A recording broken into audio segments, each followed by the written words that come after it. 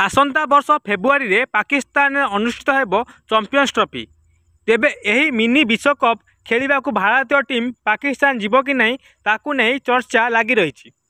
भारत 2008 रु पाकिस्तान गस्त करना। दुई दल केवल आईसीसी विभिन्न टूर्नामेंट निरपेक्ष भेन्यू रे मुहांमुही होउचंती।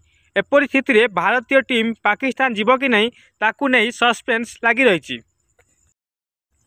एसबू भितर भारतर चैंपियंस ट्रॉफी आभिमुख्य को नहीं बीसीसीआई अपडेट देइछि। बीसीसीआई उपसभापति राजीव शुक्ला पूर्व भरी भारतीय टीम चैंपियंस ट्रॉफी खेलिब कि नहीं ता निष्पत्ति भारत सरकार पर निर्भर करे बोली दोहराइछंती।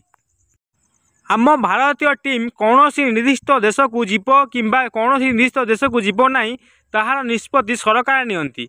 एही प्रसंग रे भी सरकार निष्पत्ति नेबे। सरकार जहाँ कहिबे आमे ताकू पालना करी बोली राजीव शुक्ला कहते।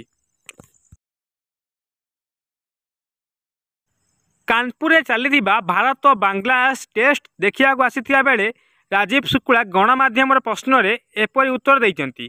पाकिस्तान रे फेब्रुआरी 19 रु मार्च 9 जाए चैंपियंस ट्रॉफी आयोजन करियार कार्यक्रम रही। ए संपर्क में प्रक्रिया रखी राजीव शुक्ला कहते जे भारतीय टीम पाकिस्तान जीव कि नहीं तार निष्पत्ति ए जाए होइनी। किंतु आमर नीति है आंतर्जातिक टूर पूर्व आम सब बेले सरकार अनुमति नहीं था। सरकार जहाँ निष्पत्ति नेबे आमे ता धरे राजी हेबू।